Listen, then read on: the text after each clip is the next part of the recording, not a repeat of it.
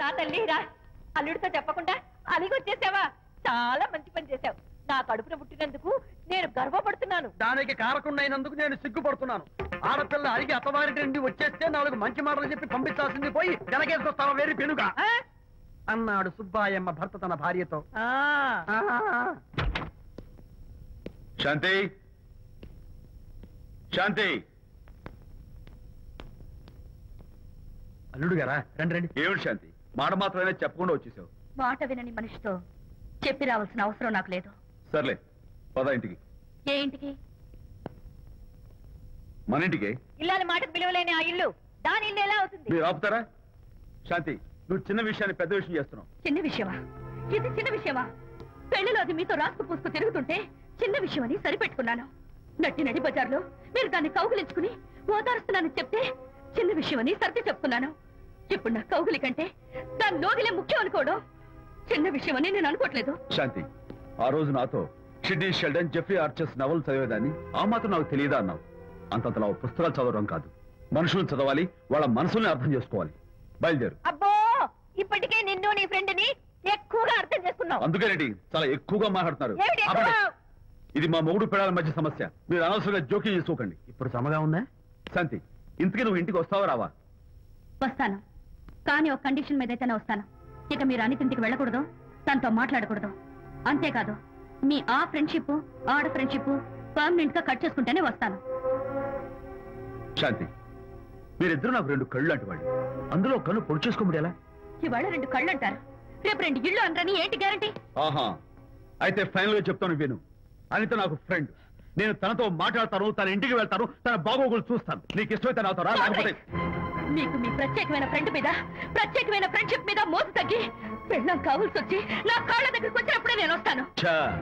నీకు అంత డెకరేషన్ లేదు.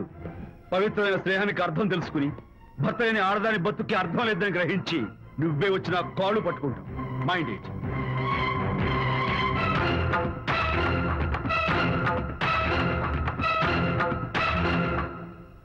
ఇది అలోపతి, ఇది హోమియోపతి, ఇది ఆయుర్వేదం, ఇది యునాని మందు. ఏమిటివి? Complan, Bournvita, Horlicks. ఇవన్నీ ఎందుకు? నాతో షాప్ ఓపెన్ చేయిస్తారా? అయ్యో, షాప్ ఓపెన్ చేయడం కోసం కాదమ్మా, విజయ్కి నీ పట్ల ఉన్న ప్రేమాభిమానాలు ప్రదర్శించడం కోసం ఇవన్నీ కొన్నాడు. విజయ్, ఏంటిది? నీకేమైనా మతిపోయిందా? శ్రీమతితో గొడవపడిన ఏ మొగుడికైనా మతి ఉంటుందా? శ్రీమతితో గొడవ పడ్డావా? ఎందుకు గొడవ? అదేం కాదు, వాడు మాటలు పట్టించుకోకు. నేను నమ్మను, నువ్వేదో దాస్తున్నావు. హరి, నువ్వు చెప్పు. అబ్బే, వాడికేం తెలుసు, నేను చెప్తాగా. ఇవాళ పొద్దునే నేను టిఫిన్ తిందామని పెళ్ళామా నాకు పెసరట్ వేసి పెట్టు అన్నాను. తనేమో ఇంటైనా నేను ఇడ్లీ చేసి పెడతాను అంది. నేను పెసరట్ అని, తను ఇడ్లీ అని, ఇద్దరు చిన్న గొడవ పడ్డాం. అంతే కదా? అంతే అంతే కదరా? అంతే అనుకుంటా. అంతే. నేను ఇంకా ఏదో పెద్ద గొడవని కంగారు పడ్డాను. అనిత, నీ చేత్తోటి ఓ మంచి స్ట్రాంగ్ కాఫీ. నీకు నేను ఇస్తాను కదా, కూర్చున్నాను. హరిశ్చంద్రుడు పూనాడు. అనిత ఉత్తమ మనిషి కాదు, ప్రెగ్నెంట్. అవును, అసలే తన ప్రాబ్లమ్స్ తనకున్నాయి, పైగా మన ప్రాబ్లమ్స్ కూడా చెప్పి వరీ చేయాలా? అబ్బో, తన డెలివరీ అయ్యేంత వరకు తను సంతోషంగా ఉంచడం మన రెస్పాన్సిబిలిటీ. అలాగే. ఇక మీద మన ఇంటి గొడవలు చెప్పావో ఇక్కడ. Thank you. అనిత, ఈ మధ్య నువ్వు పెయింటింగ్స్ వేయడం మానేశావు. డెలివరీ అయ్యేంత వరకు బాబును ఊహించుకుంటూ ముద్దొచ్చి పిల్లల బొమ్మలు పెయింట్ చేసావనుకో, చాలా బాగుంటుంది. అలాగే విజయ్. త్వరలో ఆల్ ఇండియా పెయింటింగ్ కాంపిటీషన్ జరగబోతుంది. అందులో నువ్వు కూడా పార్టిసిపేట్ చేసావనుకో, అవార్డు నీకు గ్యారంటీ. నిజంగా? నీకు అవార్డు రావాలంటే ఒక చిన్న ఉపాయం ఉంది. ఏమిటిది? ఏముంది, నన్ను బాలకృష్ణుడిగా ఊహించుకుని విచిత్రంగా ఒక బొమ్మ గీయి, అదేమిటో అర్థం కాక మోడర్న్ ఆర్ట్ అనుకుని నీకు ఫస్ట్ ఇస్తాను. సరే, మొయ్ కాఫీ తీసుకో. అయ్యగారు, కోడలు గారు ఇంటి నుంచి వెళ్ళిపోయినాక పదార్థాలు అన్ని ఖాళీ అయిపోయిన గిన్నెలాగా ఇల్లంతా బోసిపోయిందండి. అవునండి, అబ్బాయి గారు కోడలు గారు ఎప్పటికైనా పాలు పంచదారలాగా కలుస్తారంటరా? అందుకేరా భయంకరమైన కుట్ర పంతున్నాను. నువ్వు వెళ్ళి కారులో పెట్టి. అలాగే సార్. అరే నాన్న, ఏంటన్నా? నువ్వు ఒకసారి మీ మామగారి ఇంటికి వెళ్ళి రావాలరా. ఏంట్రా అలా మౌనంగా ఉండిపోయావు? ఏం మాట్లాడమే? ఒకసారి నన్ను కాదనుకుని వెళ్ళిపోయిన తర్వాత శాంతి నాకు పెళ్ళాం కాదు, వాళ్ళ నాన్న నాకు మామ కాడు. ఓన్లే మీ మామగారు కాదు, నా ఫ్రెండ్. ఒకసారి వాళ్ళ ఇంటికి వెళ్ళి రావాలి. ఎందుకు? ఎందుకంటే మీ పెళ్ళైన తర్వాత మీ ఇద్దరం కలిసి ఓ చిన్న వ్యాపారం పెట్టాం కదా. ఇప్పుడు మీరిద్దరు విడిపోయారు, మేము కూడా విడిపోవాలనుకుంటున్నాం. అందుకని ఈ డాక్యుమెంట్స్ మీద ఆయన సంతకం పెట్టించురా. ఈ మాత్రం దానికి నేనెందుకు, మళ్ళీ పంపించు. నువ్వు వెళ్తే తప్పేంటి నాన్న? నేను వెళ్ళాలని రూల్ ఏంటి నాన్న? నాన్న నువ్వెందుకు వెళ్ళనంటున్నావో నాకు అర్థమైందే నాన్న. ఏంటి నాన్న నీకు అర్థమైంది వంకాయ? అక్కడికి వెళ్ళంగానే చమక్కుమని ఈయన గారి పెళ్ళం కనపడుతుంది. దాంతో వీడి గుండె ఢమక్కుమని కొట్టుకుంటుంది. ఆవిడేమో అని ఓ లుక్ వేస్తుంది. దాంతో వీడు అని జారి అయిపోతాడు. కొంచెం డెకరేషన్ ఎక్కువ అవుతుంది, తగ్గిస్తావా? ఆవిడ అని లుక్ వేస్తే అని జారిపోవడానికి నేను నీలా వీకేం కాదు, స్ట్రాంగ్ విల్ పవర్ ఉన్నవాడిని. అంత తేలిగ్గా బెండ్ అయితే వెళ్ళి సంతకం పెట్టించుకురా నాన్న. అలాగే నాన్న. అది ఇక్కడి నుంచే బెండ్ అయిపోతున్నావు నాన్న. నో, అది శబాష్, ఇప్పుడు వెళ్ళు. అలాగే అలాగే. మనం అనుకున్నట్టు ఆ పేపర్లను ఇచ్చి పంపించావా? సర్లే, అవి డాక్యుమెంట్లు కాదు, విడాకుల పత్రాలు. అమ్మాయి బెదిరిపోయేట్టు నేను చేస్తాను గానీ చెప్పావు కదరా, నేను చూసుకుంటా. నువ్వు పెట్టాయి. వెరీ గుడ్, ఉంటా.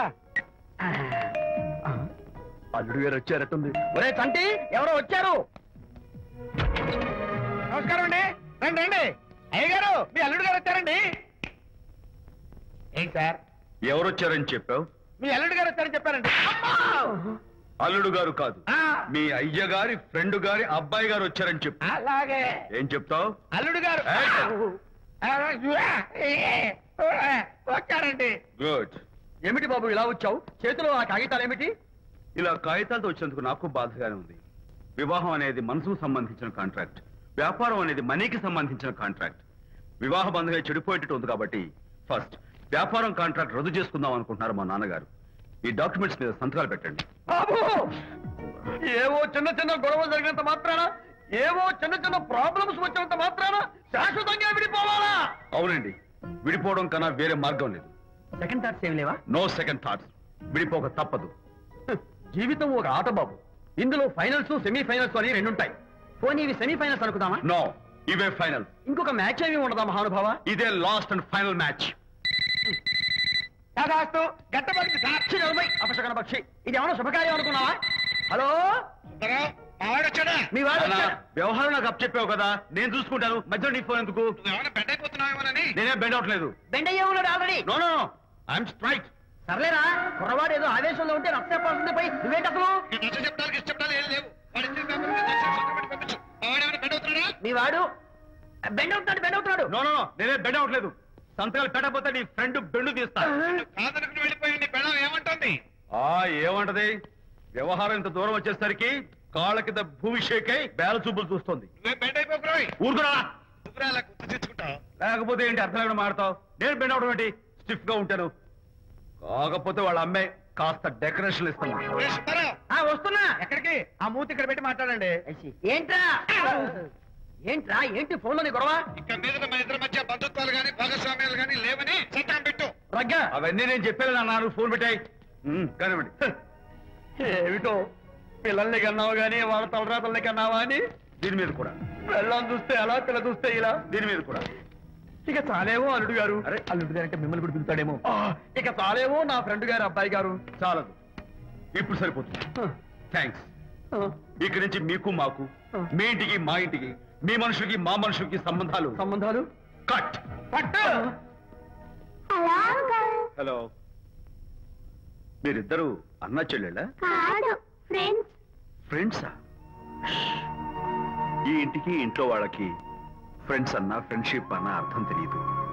కాబట్టి నా మాట విని మీ ఫ్రెండ్షిప్ ని ఈ రోజే కట్ చేసుకోండి. లేకపోతే పెద్ద అయ్యాక నాలా బాధపడాల్సి వస్తుంది. ఏంటి సార్, మొగుడు పిల్లలు విడిపోతుంటే కలపడానికి ప్రయత్నం చేయాలి కానీ మీ ఫ్రెండ్ గారు అబ్బాయి గారు సంతకాలు చేయమన్నారు కదా అని విడాకుల మీద పశ్చిమ సంతకాలు చేసేస్తారా? ఫ్రెండ్ గారి అబ్బాయి గారు కాదు, అల్లుడు గారు. అల్లుడు గారంటే ఆయన పీకుతారు, ఫ్రెండ్ గారు అబ్బాయి గారంటే మీరు పీకుతారు. నాకేం అర్థమైతే అవటం లేదు. ఓరి పిచ్చి విధవా, అల్లుడు గారు సంతకాలు పెట్టించుకుంది విడాకుల పత్రాల మీద కాదు, వ్యాపారంలో విడిపోయే పత్రాల మీద.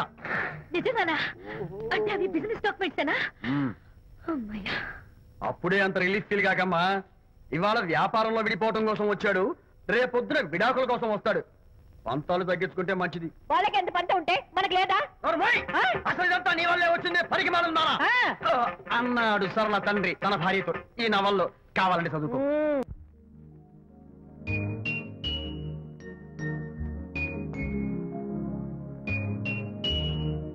అమ్మా ఆ బొమ్మ చూస్తుంటే నీ బాధ ఏమిటో నాకు అర్థమైంది తల్లి. నీకు సీమంతం జరిపించలేదనేగా, నీకు సీమంతం జరిపించడానికి పైసా కూడా లేని ఈ దరిద్రుడి క్షమిస్తమ్మా.